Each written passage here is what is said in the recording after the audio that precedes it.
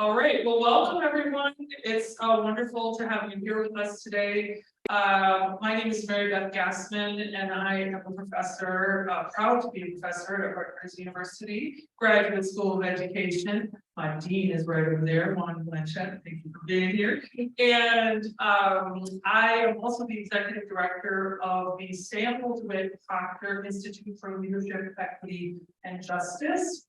And we host the Proctor Lecture each year, and so I'm very, very excited for this year's lecture. And that person is someone who is very special to me, Camille Charles. And Camille is the Walter and Leonore Annenberg Professor in the Social Sciences in the Department of Sociology at the University of Pennsylvania. She is also the chair of Africana Studies at the University of Pennsylvania, and she was the founding chair as well. And I was very, very proud to be on one of the committees that helped to establish that department when I was at Penn. She also is, I wanted to say that for 17 years, she has directed a Penn summer program that is focused on ensuring that Black students at Penn have positive experiences. And she is also a highly regarded sociologist. This is her fourth book that she's going to talk about today. She's also mother of two wonderful children, Sasha and Zora, who I have seen grow up for a long, long time. So I'm really excited to welcome her today. I've taken a look through some of the slides, and I think that you're going to really, really enjoy this talk. And I hope that you will ask questions. And I hope that it will engage you, because I think we all need to think about these issues right now. So welcome, Camille. Woo!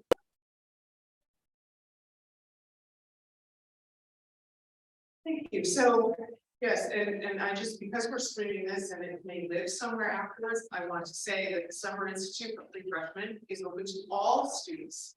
It was founded as a program to sort of help Black students find community and get their bearings at the University of Pennsylvania, and that was 36 years ago.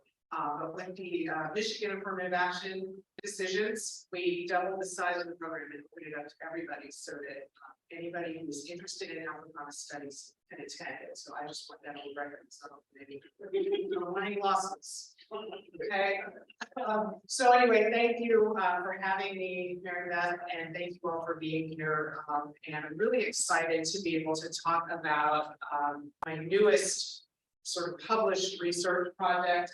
And it's a book project that's called Young, Gifted, and Diverse: Origins of the New Black Elite.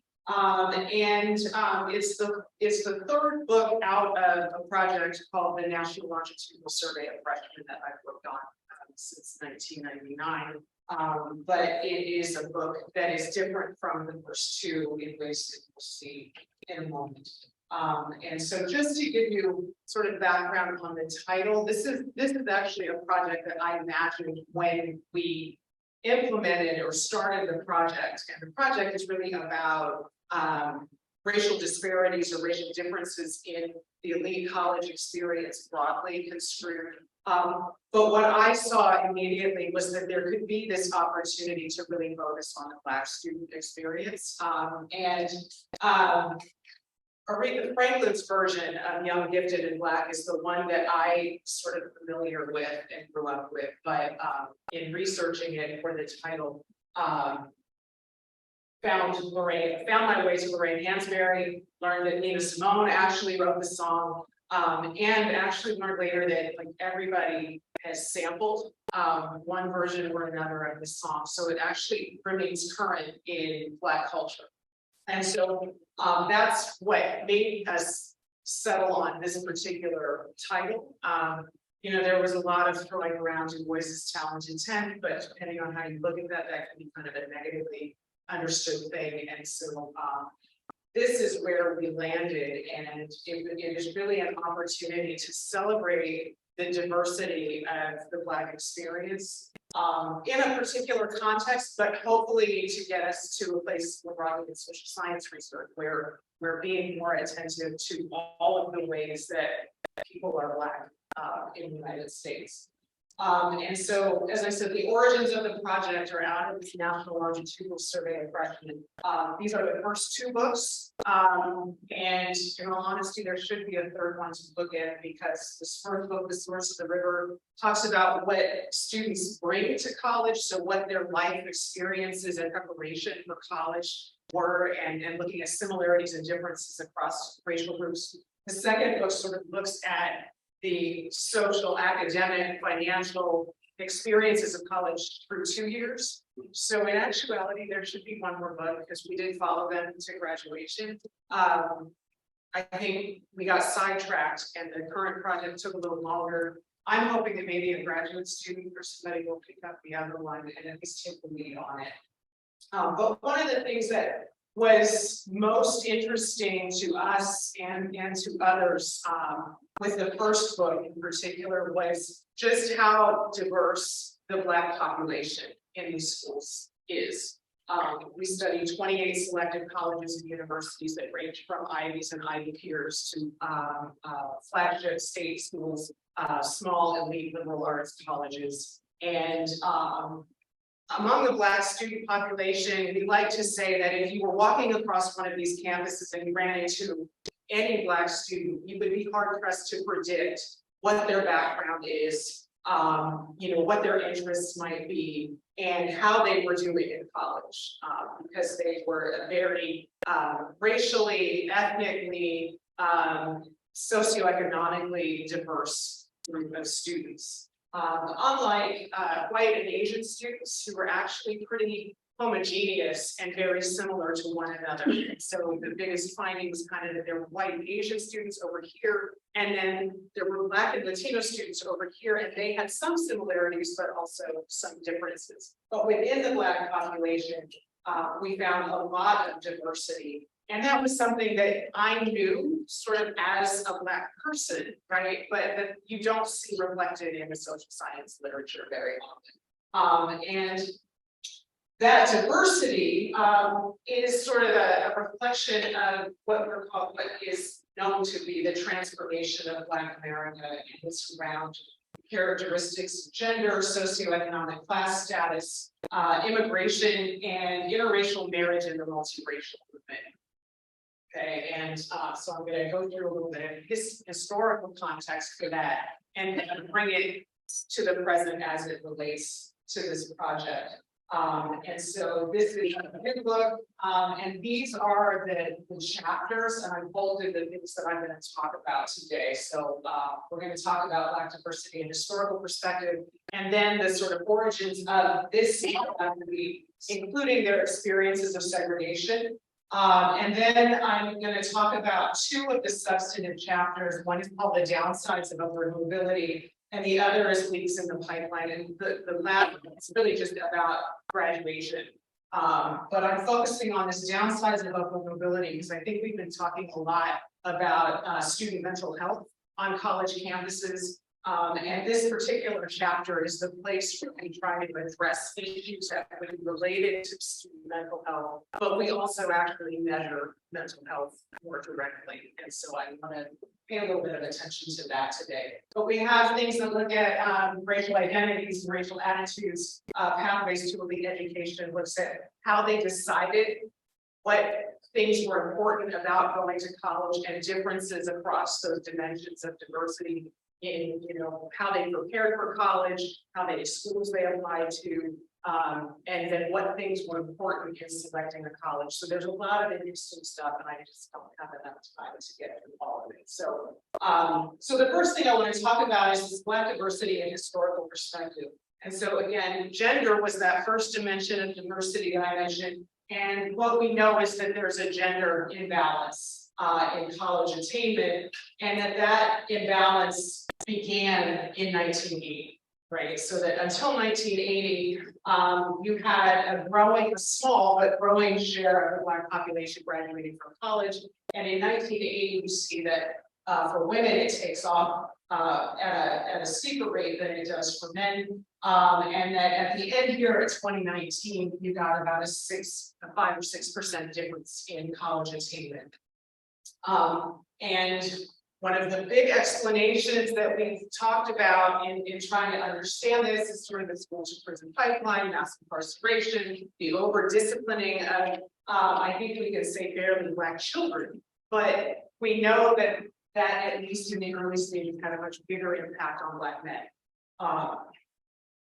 And the big books that tended to look at that, the sort of foundational text in sociology is Punishment and Inequality in America. And then we have Michelle Alexander's The New Jim Crow.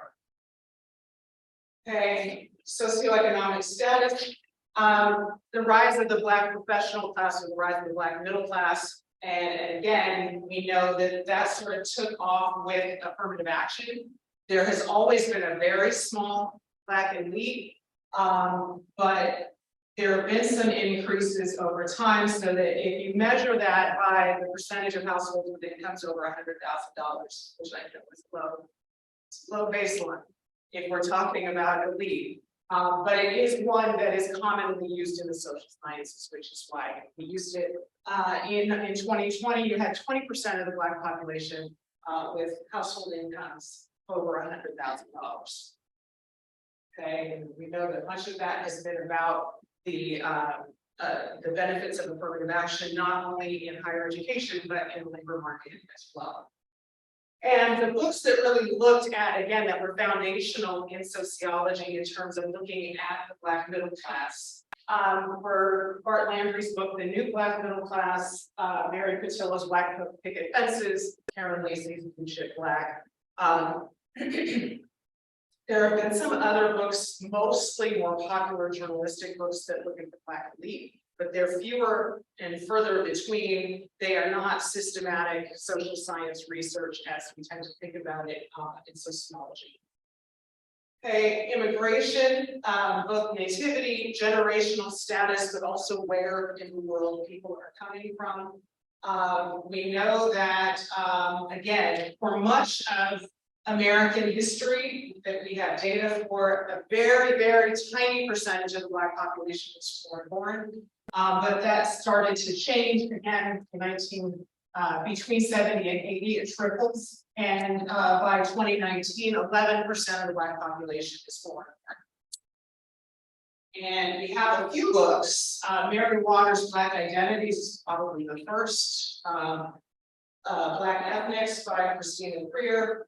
And God, I can't remember the name of that book, The Politics of Black and Ethnic Diversity. I'm sorry, it's a good book though.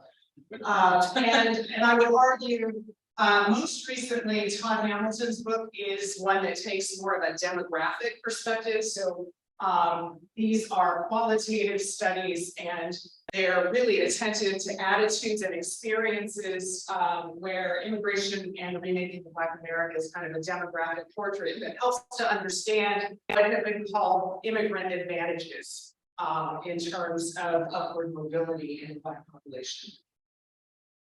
Interracial marriage and the multiracial movement. This is tied to what we're going to be looking at, which is racial classification and skin tone. So are you monoracial or mixed race? Do you have light, medium, or dark skin? Okay. And we know that until very recently, interracial marriage was illegal. Okay, and even after it became legal, rates of Black-white intermarriage stayed remarkably low. They shot up with the turn of the century, but this is actually still the least common form of interracial marriage in the United States. So it's at 13.3% in 2020. And 2000 also marks the year that we started checking everything in terms of racial identification. And so we look at the composition of the Black multiracial population. I'm sorry, some of those got squished when I made this fit. The biggest percentage of those who check more than one box are Black and white at about 68.5%. The next largest is Black, white, and American Indian, and Black and American Indian Black and some other race, and you can see a very small percentage are Black and Pacific Islander. But the point here is to kind of show one that there has been an increase in the Black population checking multiple boxes, and that the biggest share of this is Black with white. And we'll be talking some about what some of those implications might be as it cuts across other dimensions of diversity we talked about. And these are some of the sort of foundational books around multiracial identity in sociology. Okay. The thing that is striking is, first of all, most of the work on Black people in the United States really tends to come from a deficit model. It looks at Black disadvantage. It assumes that all Blacks are poor, undereducated, lacking motivation, struggling, basically, right? There's not really a lot that kind of tells a different story. And there is not much that really kind of highlights all the heterogeneity of the Black population, right? It tends to focus on one thing or another. And so we wanted to take an intersectional approach. Okay, it was supposed to be an animation, so there may be a problem later because there are slides. Okay, anyway. So really what we were really focused on was acknowledging multiple dimensions of advantage and disadvantage and the fact that those things intersect. And I don't think we do the best job statistically measuring that intersectionality, but it's a start. And I think even with the descriptives, we get to a place where it's easier to start to think about all of the ways those things intersect. And so that brings us to this sample of Black students. They entered college in 1999, and so they graduated between 2003 and 2005, right? Yeah, so 4 and 6 years. This is just to give you a sense of so in terms of racial identification across these 28 selected colleges and universities, you can see that 84% of them are monoracial and 16% are mixed race. That mixed race figure is overrepresented relative to the larger Black population. And then in terms of those who are mixed race, though, you can see that the percentage with a white parent is fairly consistent with what was in that previous pie chart. So one of the things that's great about studying this sample is that you actually get a diverse Black sample to study in terms of their origins that would be harder to get if I just did a representative sample of Blacks in the United States. I wouldn't get 16% of that as mixed race. In terms of nativity and generational status, you can see that more than a quarter are actually immigrant, either foreign born or second generation. Again, in the general population, 10% of Blacks are foreign born, or 11%. And so again, they're overrepresented in these on these campuses in the United States. And then in terms of their regional or national origin, after this, I'm focused on region because there aren't enough to maintain cell sizes for countries of origin. But you can see that about half of them are Caribbean, with Jamaica being the biggest Caribbean country. And about a third are African, with Nigeria being the largest sending country. And then that 16% are from other countries and regions, and they really span. There's South America, there's Europe, there's Asia. So they really span the globe. And I should say that these are all students who are legal residents of the United States. So we don't include international students in this project. It really is about people who are in the United States and plan to stay in the United States. And then skin tone, gender, and parental education. So the skin tone is, interestingly, the biggest share, almost half are medium skin tone, and then a quarter are light and a quarter are dark. We used interviewer ratings for this on a scale of 1 to 10. And the interviewers were trained prior to going out into the field so that they worked in groups, so that there was some kind of consensus, so that what one person saw as very light, other people saw as very light as well. Still not perfect, but I think I like it better. There was race matching between the interviewer and the respondent. So I like it better than some of the other kind of paint chip looking things where you have something that looks like paint colors and you try to match it. I don't know. So, in terms of gender, you see this gender disparity. So women are approximately 2/3 of the population. Men are about 1/3. I will make full disclosure, there are 3 women's colleges in this sample. This didn't hit me until last week. But we recalculated taking those women out, and it still breaks out to about 64% being women, because they're all small colleges, so they're contributing a very small number of people to the sample. And then finally, parental education is kind of the most durable measure of social class status, because it doesn't change over time. Income can increase and decrease. You can have periods of unemployment, but your educational attainment is yours forever. It also attaches to other cultural knowledge and human capital that can be transmitted to your children in terms of preparing them for college and a larger world. And so, unlike the white population in this same sample, where most of them had college educated parents, this is broken down in almost even thirds, right? So you got roughly 30% of Black students have non-college educated parents. About 39.8% will have at least one parent with an advanced degree, and then about 31% have at least one college educated parents, because this is the highest educational attainment between the 2 parents. And there are differentials that are important that I don't get to show here because of time. So, for example, I mentioned at lunch that among African immigrant students, about 2/3 of them have 2 parents with advanced degrees, which is much higher than the national average, and certainly much more parental education than most of the other students in this sample. So there are many ways you can cut this up to think about the diversity. We have, a table that compares monoracial to mixed race students on all of these other things, or the immigrant students by generation, by all of these other things. So there are many ways to think about that. So I'm just trying to give you a slice, and hopefully it will make you look.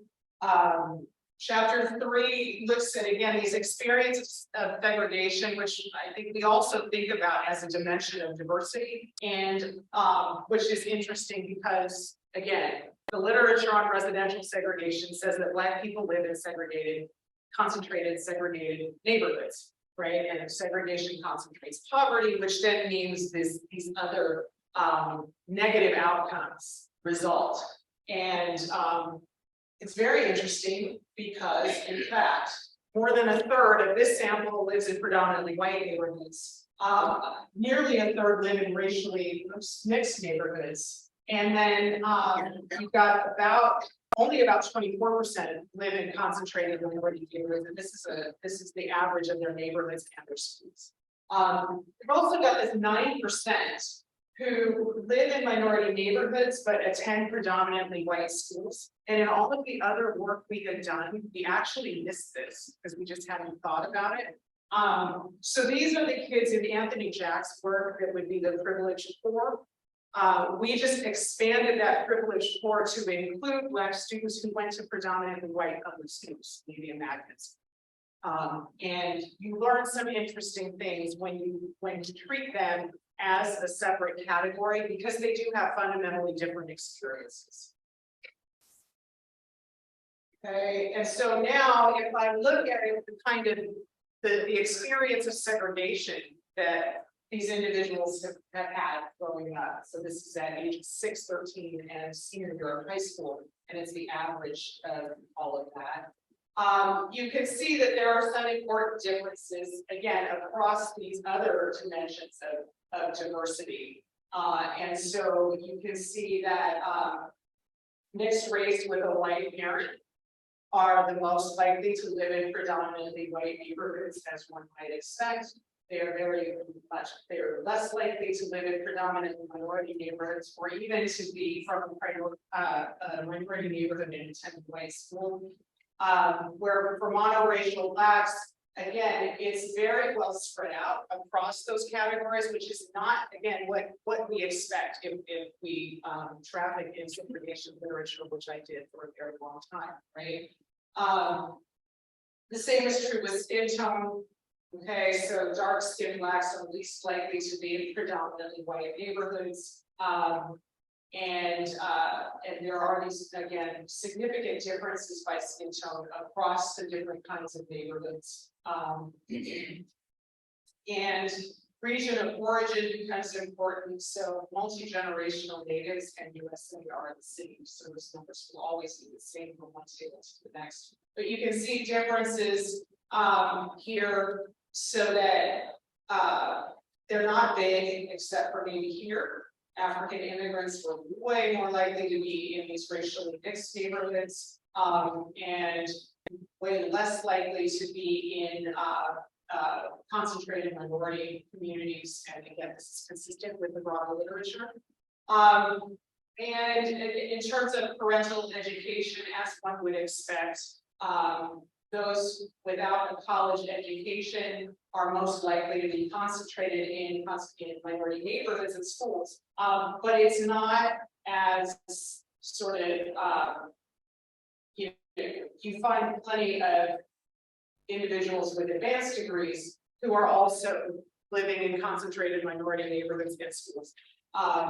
Not as, certainly not like those without a college degree, but it's more than you would expect given our understanding of outcomes, right? We don't think about people with advanced degrees living in concentrated minority neighborhoods, attending concentrated minority schools.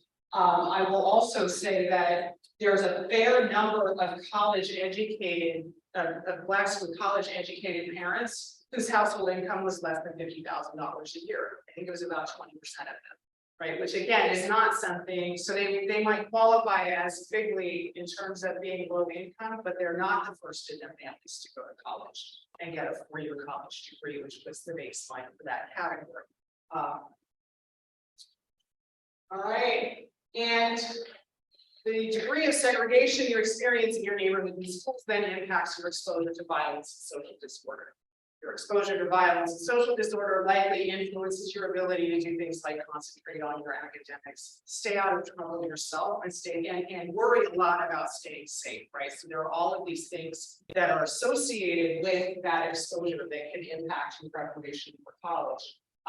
And so here, most of the big differences were along the lines of gender. And there's some work on the Moving to Opportunity program that shows that the benefits of that program were bigger for girls than they were for boys. And a lot of that seems to be because the girls were socialized to stay inside and the boys still found a way out to find things going on in the neighborhood.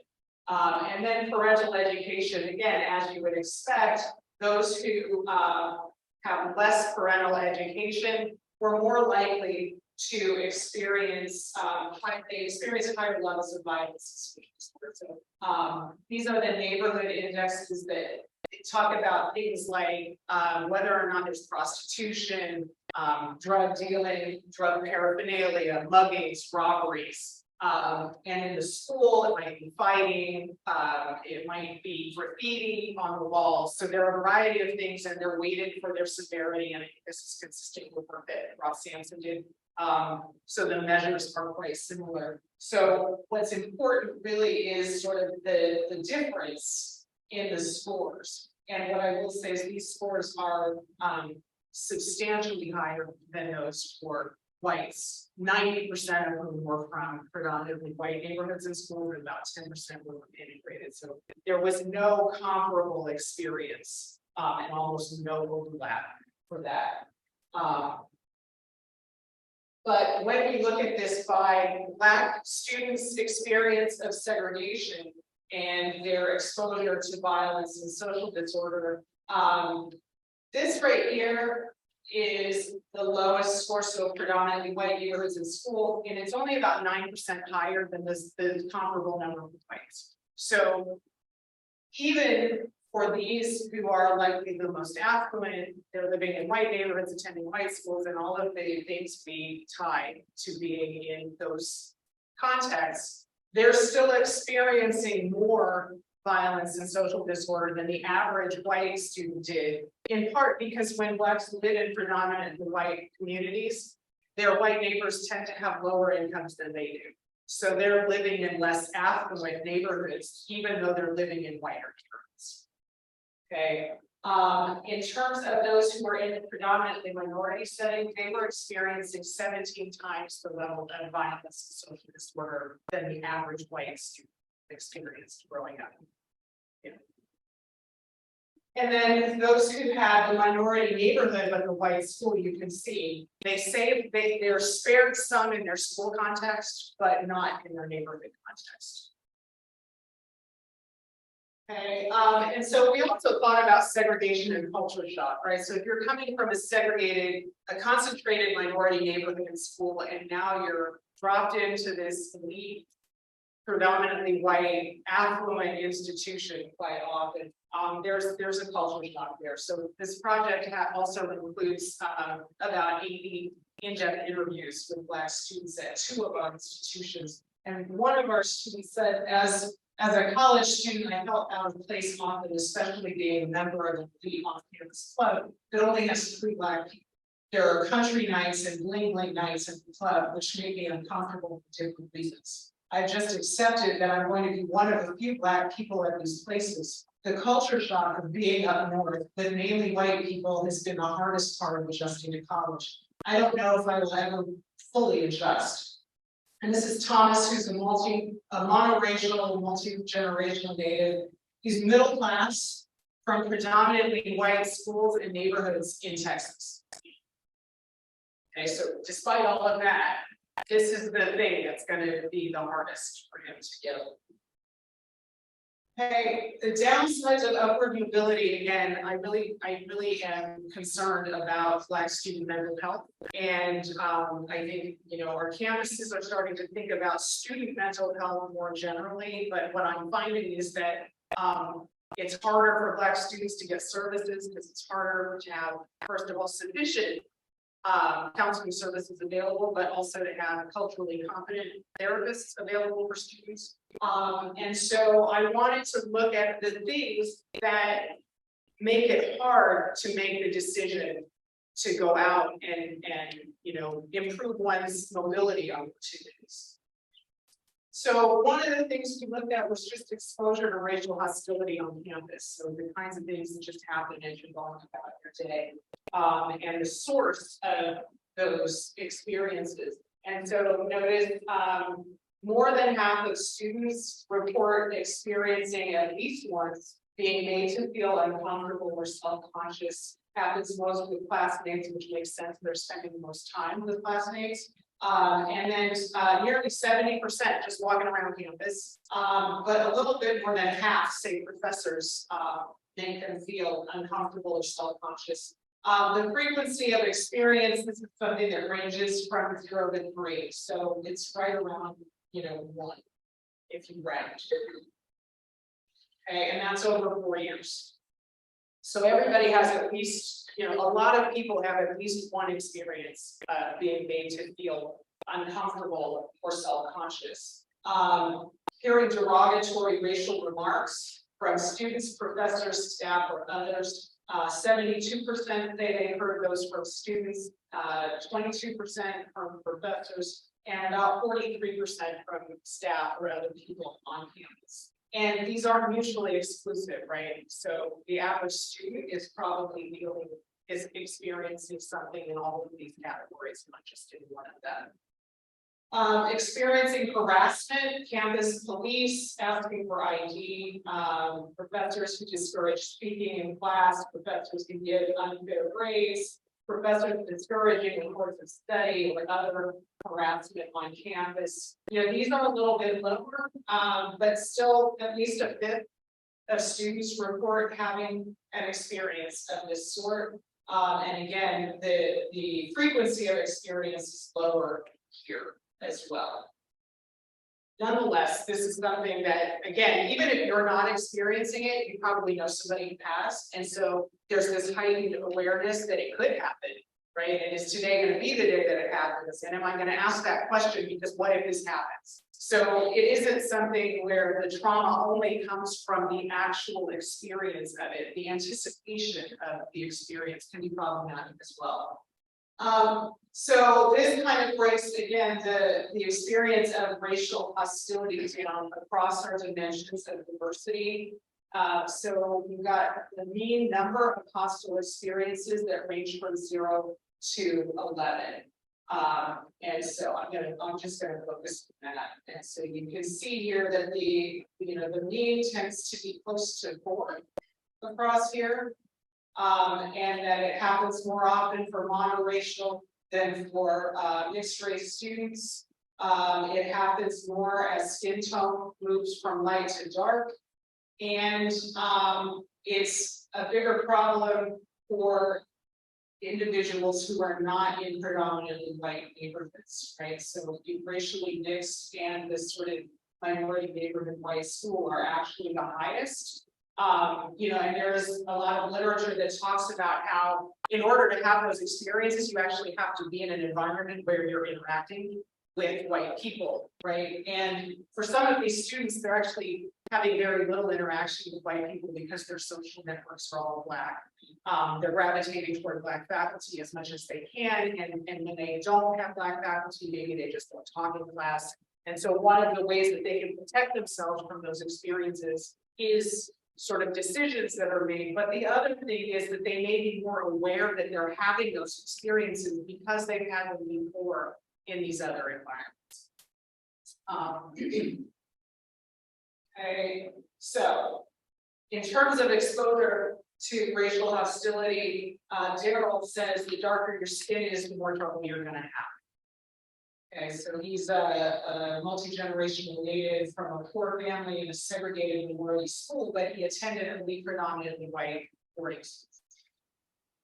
And then Richard says it just feels awkward sometimes, like interacting with classmates, how they might not talk to you after class. You see them in the campus center and you're like, hey, and they just walk past you. I actually have that experience as a faculty member, right? I call invisibility my superpower because often if I see somebody out of context, I don't know if they don't see me or they just can't place me, so they think they don't know me. And if you don't care to talk to anybody, it's great. But I could also imagine having the opposite experience, right? And really feeling kind of embarrassed and humiliated. The other thing was, there's a lot of talk about performance burden and stereotype threat. We actually talked about 2 different kinds. So there's the racial stereotype threat that Claude Steele has done a lot of research about. But there's another kind of performance burden that comes from families, especially when you're the first one in your family to go to college. I think especially if you're an immigrant and your family has picked up and moved everything and put all of their hopes in you, there's a lot of pressure that comes with that to be successful in college. So Olivia, in talking about this, says, one of my Black friends said they can't afford to go have fun here. They really have to get an education and use it. It's not a place to find yourself. It's time to make a move and get out. Pick a career and start doing things for yourself and start paying back your loans. There's no time for switching majors. I feel like a lot of white students can afford to spend an extra year here or just switch their majors. Financially, they have that option, and it's just not seen. It's just not seen as you need to come out of here with something solid to work with. We've added that emphasis. And that's Olivia. This is a 2nd generation Haitian and Nigerian student from a predominantly white neighborhood in school in an affluent household. Let's see. And then Julie says, I was sitting in class today and there were these white guys. Now they were actually Asians, but people talk about, oh, I'm not going to class today. I just don't feel like it. I know I have those things, but I know I always feel really bad about it because my parents struggled for me to be here. Why am I throwing this sacrifice away by not going to class? I know for me, going to college is very, very important because there are a lot of people in my family who haven't and who never did, and I'm one of the first. And that's Julie, who's a multi-generational native from a segregated background and a working class background. Okay, I found it interesting that first she said that the guys were white, and then she said they were Asian. And again, in terms of their social experiences and background before coming to college, white and Asian students are very similar, at least 28 students. And so I think they often are seen as a big lump of humanity to Black and brown students because the treatment that they experience and the experiences that they have are very similar. The Asian students are often similarly affluent, and so there isn't a connection in the same way.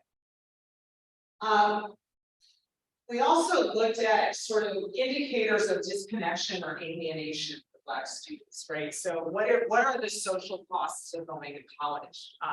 You know, do you think that the money you spend is worth what you come out with at the end?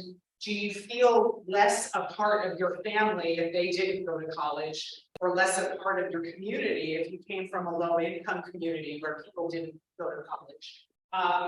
Because again, that can factor into one's mental health as well, right? And so this was a 0 to 10 scale. So the good news is that none of these experiences of alienation reach a 5, right? So they're all below the midpoint of the scale. But the biggest one here is that education makes people think I know answers when I don't.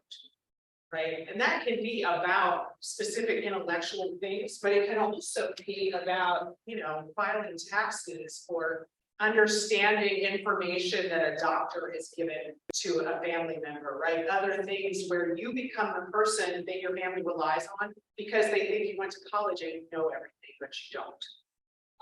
The next most common was the cost of a college degree outweighs the benefits. Now, the way we asked that question, I don't know if they mean financially or in other ways. I would guess that they have focused more on the financial piece here, because I've certainly heard young students complain that they don't feel like what they're paying or what it costs is worth what they're getting. And then you've got much lower here in terms of people of my race resent going to college, or going to college maybe an outsider of my community, going to college maybe less part of my family. And then here, the loss of friends, I think, is kind of in the middle. And again, they're low, but they are not non-existent, right? And these are experiences, again, that the typical white and Asian student don't have. They don't suffer these losses. So, and then if you look at these in terms of the two kind of measures of social class that we have, parental education and prior experience of segregation, you can see that for those in the more sort of advantaged categories, it's less an issue than it is for the ones with non-college educated parents or those from minority segregated contexts. And so again, tying back around those connections. The other piece was stressful life events. So it's more than your intellectual ability that's going to show on your GPA. It's going to be a lot of circumstances you deal with. I have to deal with a lot of family matters that would distract me and a lot of financial matters. But in retrospect, I see that the stress that I deal with might have distracted from my abilities in the classroom. And that's Daryl again. Right. So in this case, we're talking about things that vary from the death of an immediate family member to something like, I don't know, a sibling who drops out of school. Okay. But it also can include parental unemployment, homelessness, a divorce in the family.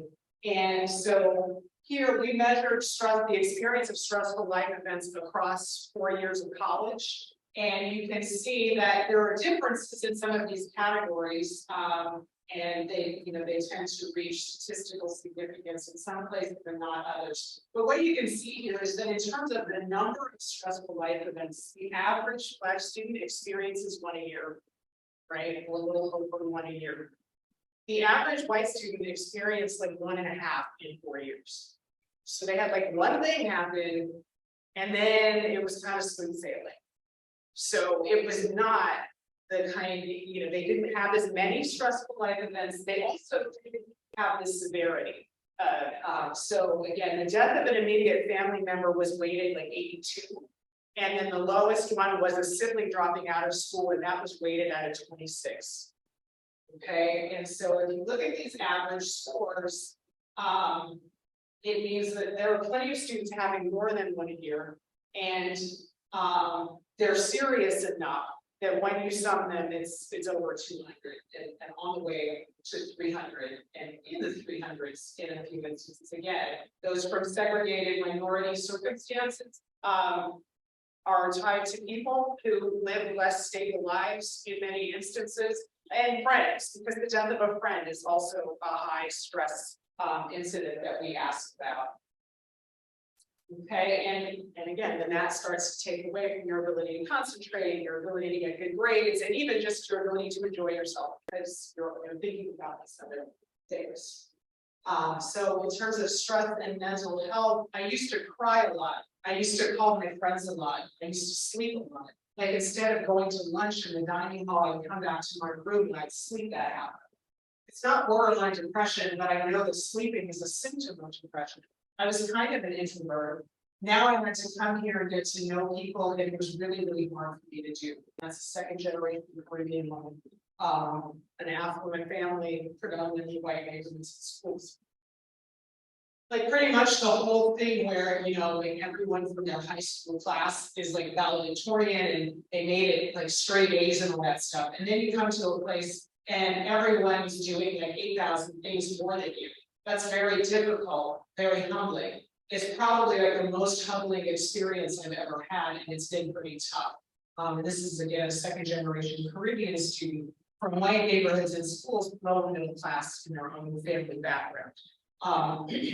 And I'm pretty sure this is a Penn student. We have something called Penn Face, where everybody says they're doing great all the time, and they're doing 8 things on all cylinders and getting straight A's while they're doing it. And really, a few kids do that, but a lot of them don't, but they don't acknowledge that. And it's really hard for those students who are struggling because they think they're the only ones struggling based on this idea of Penn Face that runs rampant on campus. So this is the depression scale. This is a kind of a standard depression scale that is used, if you're in therapy like I am, and you have to go in and fill out questionnaires before your appointments. This is that. So these items, I basically just highlighted the ones that 2/3 or more of the sample said yes to in terms of ever experiencing. And so, felt too tired to do things and had trouble keeping focused on tasks, more than 85% of them. Difficulty starting on things, just about 83% of them, right? All things that matter for getting your schoolwork done. Okay. Was happy, we reverse coded that to being not happy. 81% of them experienced not being happy. 79.5 said not feeling, felt sad. 67% talking less than usual, and then 2/3 are bothered by things that don't usually bother them. And we can go, if we went down to half the population, the sample, nearly all of the symptoms were experienced at least once by more than half of the sample. And on this 0 to 3 scale, in terms of never, rarely, sometimes frequently, you can see that we're well over 1 and on the way to 2 up here, and well over 1 here. And really we don't get, we wouldn't round down to 0 until we got to thought life had been a failure, felt life was not worth living. So too many of these students are having these experiences. And so again, the average across all of them is about 60%, and about 1 meaning, as I say, never, rarely. Okay, and so if we look at a mean depression score, which ranges from 0 to 57, you can see the average scores, they're relatively low. However, as by most accounts, a score of 19 qualifies as at risk for moderate depression. And you can see here that many of these are well over that. And what's interesting is the immigrant students are actually struggling more than the US students are. Female students are struggling more than male students are. And so again, if you look here at the risk, the percentage who are at risk of moderate depression, you can see that 2/5 or more are at risk of moderate, and actually almost half. We look at the sample as a whole. So if we figure the mean is that cutoff for risk of depression, you've got a good percentage of them who would actually be well into a score that qualifies as clinical depression. And so the last piece is just what we call leaks in the pipeline, and it's just looking at how all of these, that's good. This makes me so happy. I'm going to be with him a lot of time, and it never happens for me. Anyway, so the last piece is really to sort of look at collegiate outcomes. That's what the ed literature always wants to look at. Like, I don't, I care about graduation. I'm much less concerned with GPA, because for a lot of us, once we graduate, nobody, your first job might look at your grades, but after that, nobody's looking at your grades anymore. So, persistence is really important. Though I think GPA matters, and certainly what you experience while you're in this environment, socially, emotionally, is important as well. And so we have 4- and 6-year graduation rates. And so what's interesting here is that we've got with some of the highest graduation rates in the country, right?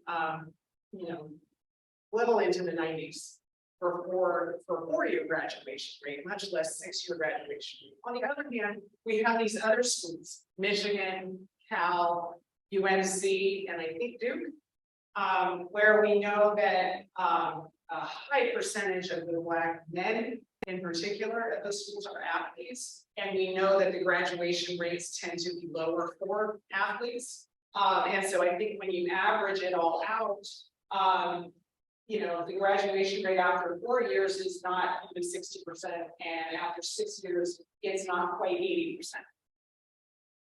Okay. In terms of persistence, about 14% of these students either transferred or took time off. If they transferred and they're still here, it means we were able to follow them, because we did try to keep them in the project if they transferred to another school. If they took time off or they transferred, we asked why.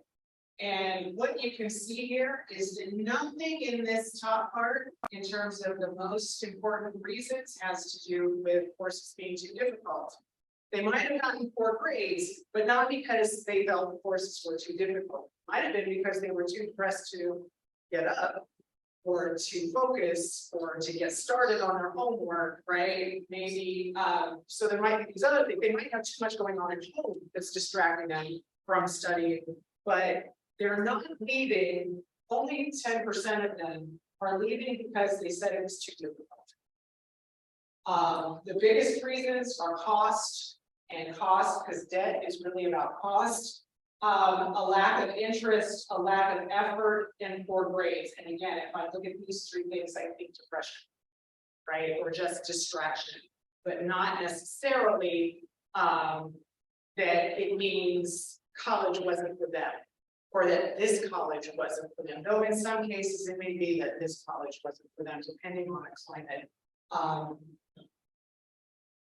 And as I said, so you've got 40% or more up here, and only about 10% here, not fitting in, and friends being unsupported, are all about the same. And then the lack of friends was the least likely reason for leaving or taking time off or transferring to another institution, not enough credits is tied to poor grades, because if you get an F, you don't get the credit. If you withdraw, you don't get the credit, right? We also looked at major course of study, and we've got pre-professional, which is like business school, university school kinds of programs. There are a little more than a quarter of students, and almost a third are STEM. And then you've got social sciences, humanities, and multiple majors, and that's why I'm still that's 100%. Yeah. This is also I was wondering for the lack of interest and lack of effort. Do we know why that is? Like, what's driving the lack of effort? No, you could go back and maybe correlate lack of those things with the depression scale, for example, and see if it matches up. And you could correlate it, which we didn't. You could correlate it with the experience of racial hostility, for example, and see if those things played a role. But yeah, and this was the survey part of the project. Yeah, so it really was just a laundry list of reasons that people might leave. In terms of grades, right? So you notice average GPA overall is about a 2.8, about a 2.9 in the second major, and a 2.68 in the first major listed. Which is interesting because usually the first one you list is the one you like the best. However, I have a theory, and we should probably look into this. So you've got these the students in STEM who are often aspiring doctors, whether it's because they want to be doctors or because their parents want them to be doctors. And STEM GPAs are lower generally. And so for some of these students, I'm actually wondering if their first major is the STEM major, because that's the thing they have to do, and the second major is the major they found a passion for. And so that GPA is a little bit higher as a consequence. I don't know that for sure. And if we look at this again by these dimensions of diversity, there aren't big differences in these two categories here, but if we look at the region of origin, you can see that African immigrants were the least likely to transfer or take time off.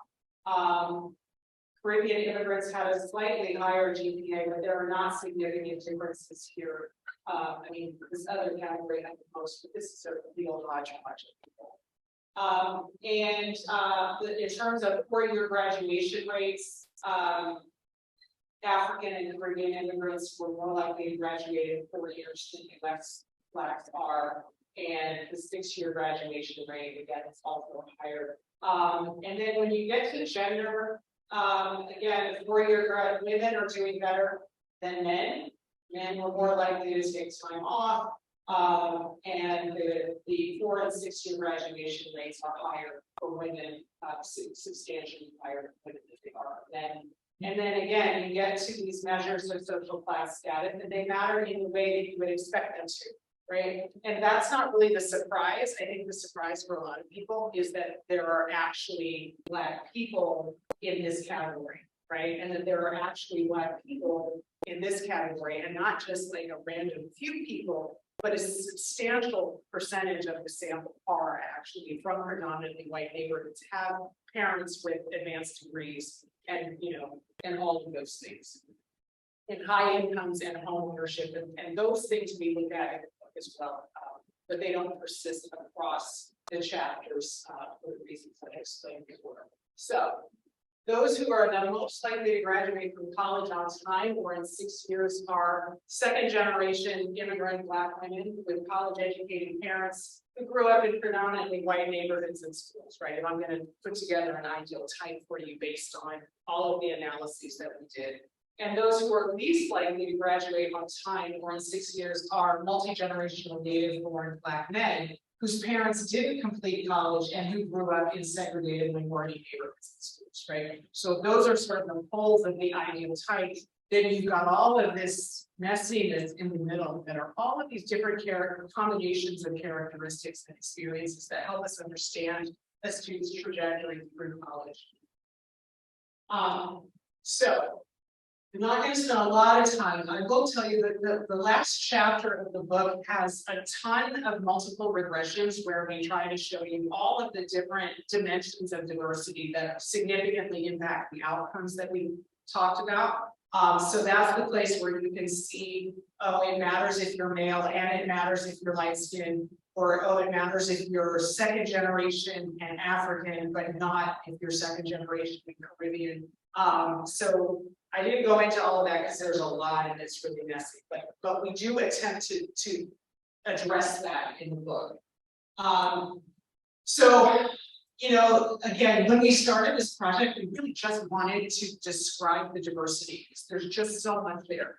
But then it became this sort of exploration of what we're calling manifold intersectionalities. And we focused on race and each of these other things, right? Identity, skin tone, immigrant origins, gender, parental education, segregation, and exposure to violence, right? Those were the dimensions that we focused on. And then we compared, we looked at the intersection of race with that. But we could have, if we had time to run all of those interactions, right? You could look at an intersection between skin tone, gender, and immigrant origins, or between exposure to segregation, identity, and I don't know, gender, right? So there are all of these different ways we can make those connections and look for how a particular set of characteristics advantages and disadvantages in various contexts. Because it isn't that if you're, you know, if you're multiracial with light skin with a white parent, that life is free and easy. But relative to someone who is low income, dark skinned with non-college educated parents, went to segregated schools, lived in segregated neighborhoods, and probably male, right? That light skinned mixed race person probably doesn't face the same kind of barriers that the dark skinned, low income male student does, especially if that light skinned mixed race person is a woman. And so there are tons of ways to cut this that we haven't. So the last bit is about the future of the new Black elite, and that I was really interested in what this means for kind of political solidarity. You know, there's a lot of talk about Blacks are running to the Republican Party in droves, which is not true. It's just that if there were more than 3 of us, you know, it's a lot. But you know, there are intraracial tensions and conflicts, and I think there's a tendency to assume that those will continue to play out.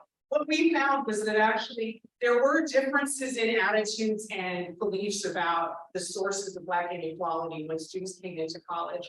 So immigrants, for example, tended to believe more in a cultural explanation for Black inequality in America. They just didn't try harder, didn't value education as much. And US Black students came in thinking that it was all about structure. But by the end of college, they had actually converged so that those who had a cultural argument shifted more toward a structural argument. But those who had a structural argument shifted a little bit more toward a cultural explanation. Okay. And so in the end, the immigrant students are learning about race in the US context, and they're experiencing prejudice and discrimination themselves, right? So their attitudes change. And you've got US Black students who feel like they've now got this great credential and the world is my oyster. And so what we found was that they felt that their own circumstances were great, that they had lots of opportunity and they felt positive about what was going to happen to them, but they were concerned about what was in store for the Black population as a whole. So there's this paradox of both optimism and pessimism or concern. In the way that they can see their own experience and how it is benefited, but that at the same time, there's a larger structural issue that remains a problem for their group and that still could impact their own outcomes and experiences. So that's the end of my TED talk, and I'm going over this in a minute, I think. So, thank you very much. I'm happy to answer questions. Woo!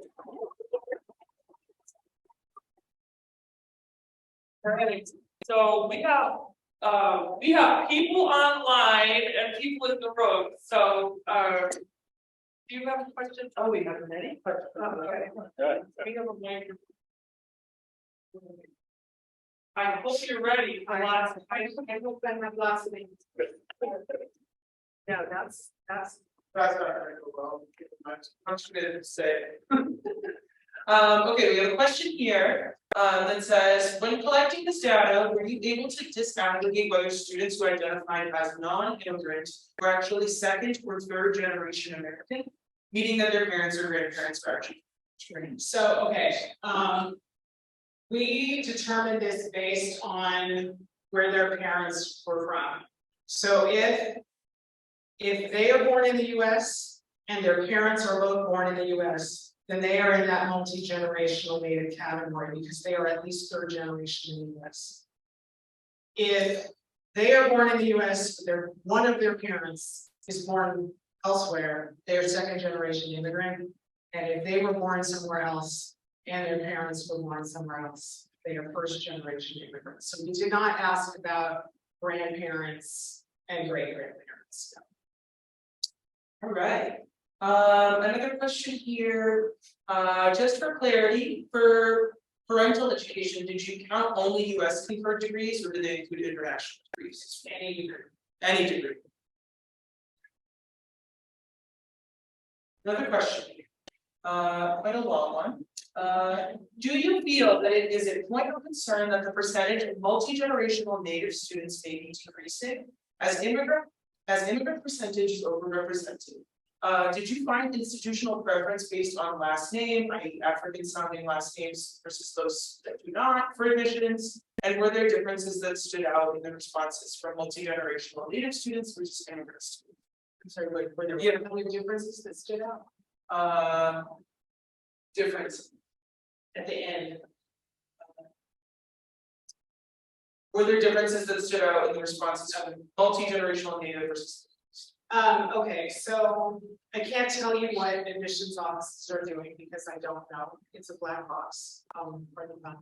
And I don't think they would, if they're doing those things, they're not gonna admit those things. I have a less nefarious kind of idea about what I think is happening is that, as we see the assault on affirmative action, which is about to be finished, I think that institutions are looking to find Black students who meet the same criteria, right? So we still rely on the same old thing. So we say we do this holistic admissions thing where we want to know, we want to know about your overcoming adversity and we want to know what kinds of activities you like, what your hobbies are, but we still pay a lot of attention to GPA, difficulties of the course load that you took, the grades that you got in them, and AP courses or IB, and AP tests and SAT scores.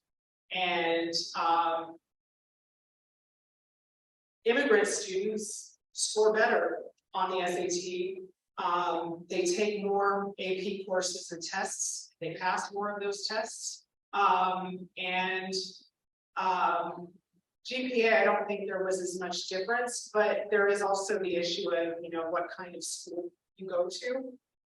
So they're looking for more students who look like that stereotypic Ivy League or elite college student, right? That they're scoring in the 1500s on the SAT and they're passing multiple AP exams and they have weighted GPAs of like 4.5, right? Well, if immigrant students, come in with more college in their backgrounds, higher incomes, better neighborhoods and schools, even when they're going to public schools, they're going to have more and familial pressure to achieve because I didn't come all this way for you to slack, right? No parent, all parents are like, look, I'm not busting my behind so that you can just go to community college. There's nothing wrong with community college, but it's even better if you can go here, right? And so I think when you put all of that together and just sort of the self-selection bias in immigrants, they can get the package that does not put them in the way of suspicion in terms of are you letting in lesser qualified minorities, right? So I think it started with more high income or middle income Black American students, but then quickly transformed. I think the other thing that happens if you think about the college essay, because remember, this is 1999 when these kids went to college. I mean, this trend has persisted. It may have increased, but at that time, if you think about what a college essay would look like, right? If you're a young Black man from Baltimore and you went to the best crappy public school that they had and you did the best that you could and you were valedictorian, right? There's an essay or a letter of recommendation or two that's going to talk about all of the adversity that this boy has overcome, right? And I think that there was a period when these white institutions could feel really good about admitting those students to college because they did the best they could in the environment that they were in, and they deserve a shot. I think that over time, that story started to elicit more white guilt than it did, a sort of inclination to see it as a success story. Or that even if it doesn't elicit white guilt, it is not as sexy a story as an immigrant story, which is very merited, right? An immigrant story where a family picks themselves up and moves thousands of miles away for this new opportunity, and then they took advantage of every opportunity that they had and did all of the things that everybody says that you're supposed to do. That becomes the sexy story that is easy to get behind because there are no mixed emotions about that. And that doesn't have to be a conscious decision, right? That can be an unconscious thing that just happens over the course of doing the job of reading tens of thousands of files to admit, 22,000 students to a class. So that is kind of my hunch. There are some differences in traditional measures of college readiness. However, I was telling Mary Beth that the first paper, and it's funny, I didn't make it into this book, but the first paper I gave after tenure was a paper on high achieving Black students. And you couldn't predict easily, like, what were the factors? So it wasn't clearly an immigrant story, and it wasn't clearly a social class story because there are all of these other things, right? So yes, social class status gets you something in terms of familiarity with college and interacting with different kinds of people and all of that, and less family drama and all of those things. But those affluent students are still facing hostile environments on their campuses, right? They're still isolated socially in a variety of ways. They're not seeing professors who look like that, right? So that is true for all Black students. So a low-income first-gen program isn't going to help that, right? So I think that we have this misguided idea that GPA and test scores are the way to determine how well a student is going to do. Where I kind of say, like, I really want the scrappy student who did the best with what they had, and they might not have great test scores, and their school might not even have had AP.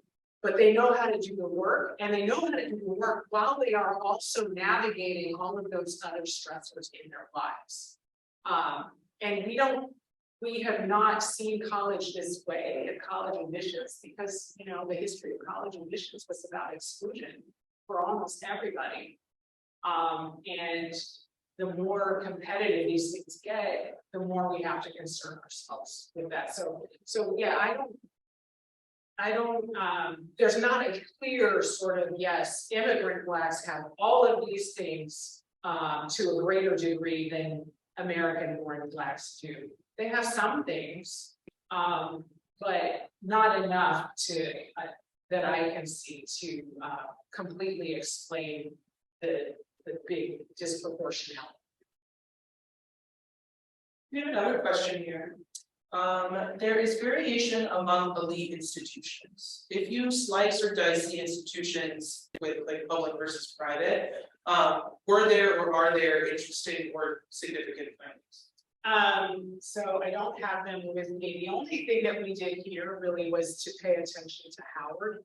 So Howard was our lone HBC, and we tried to get 4. We invited 4 HBCs to participate. 3 said that they would, but only 1 actually did. And so there were instances where Howard was different from other school, Howard students were different. So, they had, their racial identities, race was more central to their identities. But also, they didn't experience stereotype threat really. They didn't experience racial hostility on campus really. So because the environment is different, they were also more likely to graduate in 4 years. So, but otherwise, we have not done an institutional analysis. That is actually another project that could happen. And so, I would expect there to be some differences, I think, in particular between the big flagship public schools and, the Ivy and Ivy Tier, and possibly, I don't know how different the liberal arts colleges really are on this particular domain than the others, but we have not. I guess that's the short answer. No.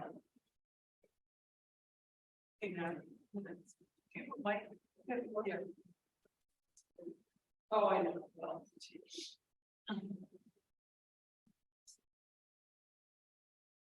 Okay, I have a question. This is like right here, it's supposed to be, I think. Can you hear me? Oh, you know what? Here, let's get rid of that mic and I'll use for non-relaxed use too. Oh, that's what I'm learning. So, well, first of all, thank you. So one thing that I noticed throughout is that, and I've had students in the past who've written dissertations related to colorism, so I'm pretty familiar with the literature, but I mean, it is pretty stark looking at the statistic that you showed related to people who are dark skinned, right? Especially, you didn't highlight this, but I noticed that the darker your skin, the more likely you were to be experiencing loss, trauma, etc. And of course, you're more likely to be living in segregated communities, right? So there's so much for people to see in terms of Black people who have darker skin, and a lot of times you'll hear people think like that they're I hear people say, oh, it's no big deal, or I'm talking about this. Say it's no big deal, or sometimes people tend to tell darker skinned Black people that these things are in their heads, or and so I guess I just wonder how that seems like something really, really, really important that educators need to pay attention to.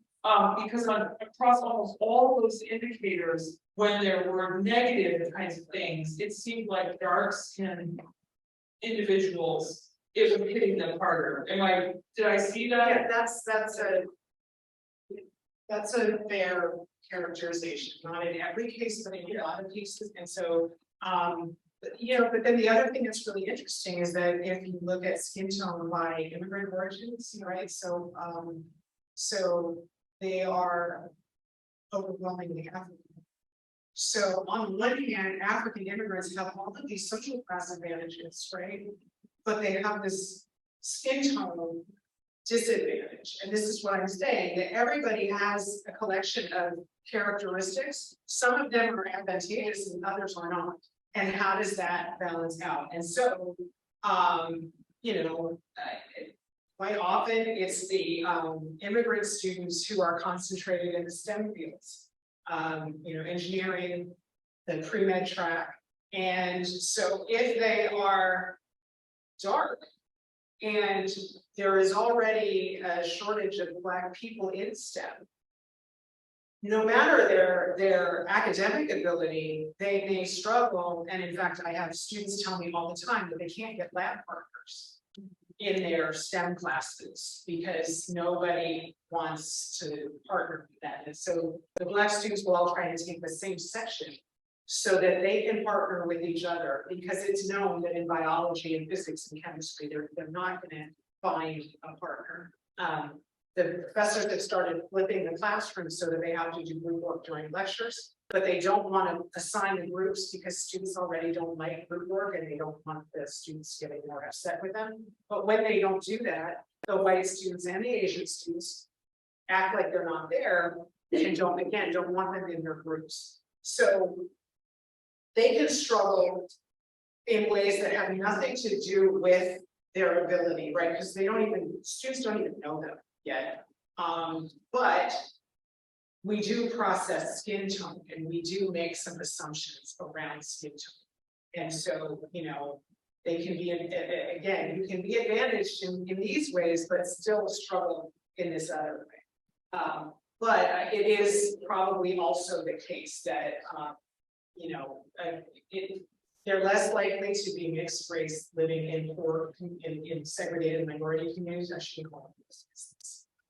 It's only because they're segregated minority because of stuff they don't work. And so it is more likely to be monoracial Blacks who are living in this context, which means they're more likely to be dark. Yeah.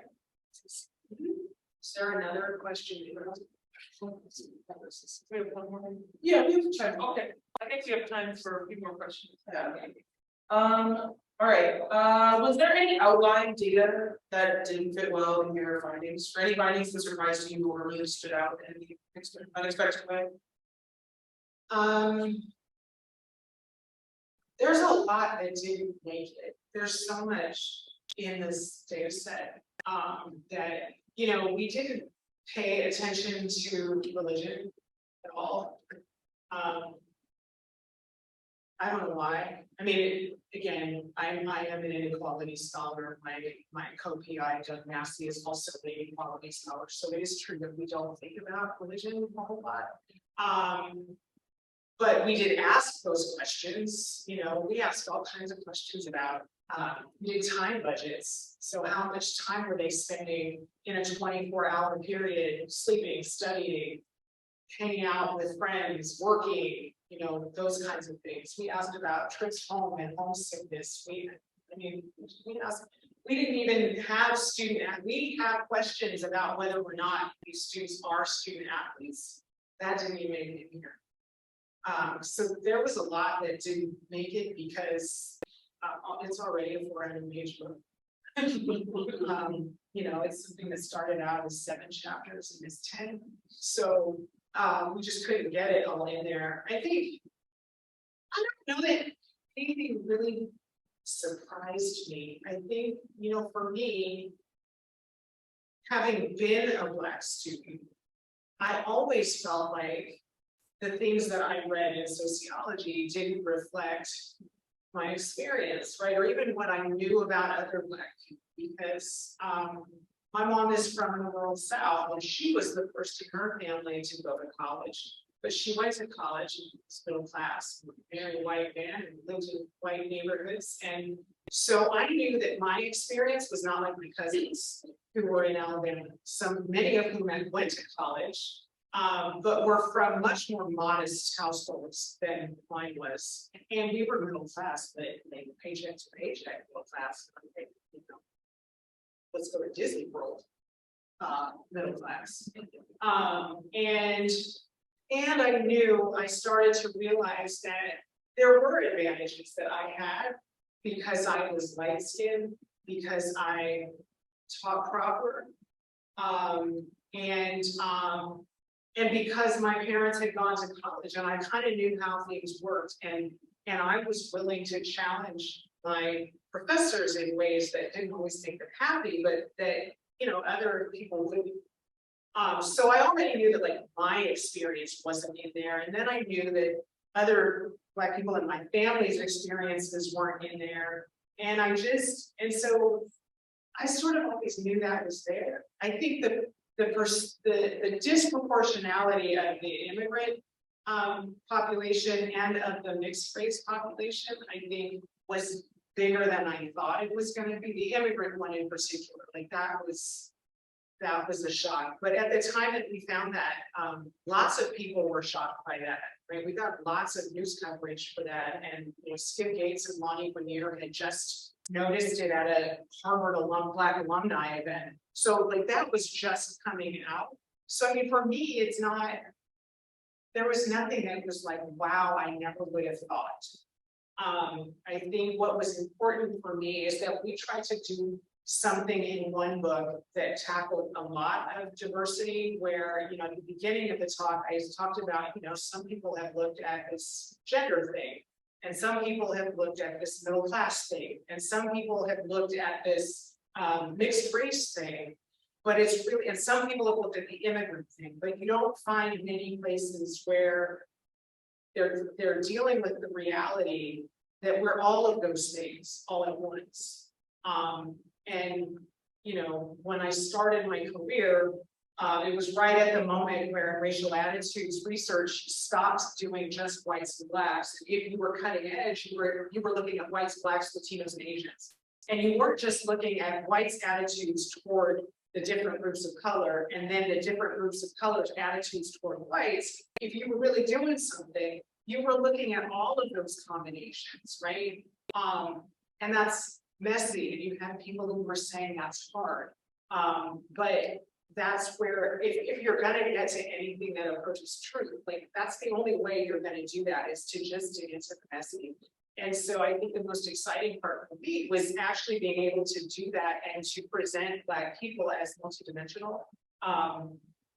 And that hopefully, as I said, I am buying my book and giving it to the undergraduate advising offices in my institution and the University Black people, and offering to go and talk with them about it, because if we're going to support Black students, we cannot continue to assume that they're all disadvantaged, right? So the first gen low income program that I co-direct, like that's great, but not all of our students are first gen or low income, right? And even if they were, and they could benefit from everything that that program offers, there's still a whole other set of issues that has nothing to do with money.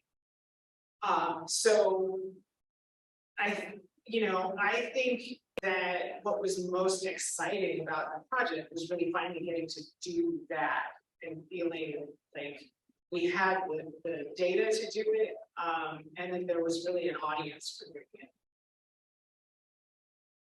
I think we're gonna wrap up. It's good to be in the room, but you can ask the question afterwards. Okay. So I just want to say thank you to Camille. Wonderful, wonderful job. Thank you to everybody online. We really appreciate all the questions. And as you probably know, it is an interesting feat to do an in-person and a live stream event, but that's the world we live in. I just want to thank you so much for coming and being here, and just really, really great work. Again, this was sponsored by the Proctor Institute for Leadership, Equity, and Justice, and we have events all the time. So please consider following us on Twitter, and then you can find out about all our events. And I did want to just say two things. One, we have lots of food over here, and it's really good for people who are here in person. And then secondly, I just want to thank our entire team for putting this together, organizing it, and they're just doing a really, really wonderful job. So thank you. Really appreciate it. All right, thank you so much. All right, you're free.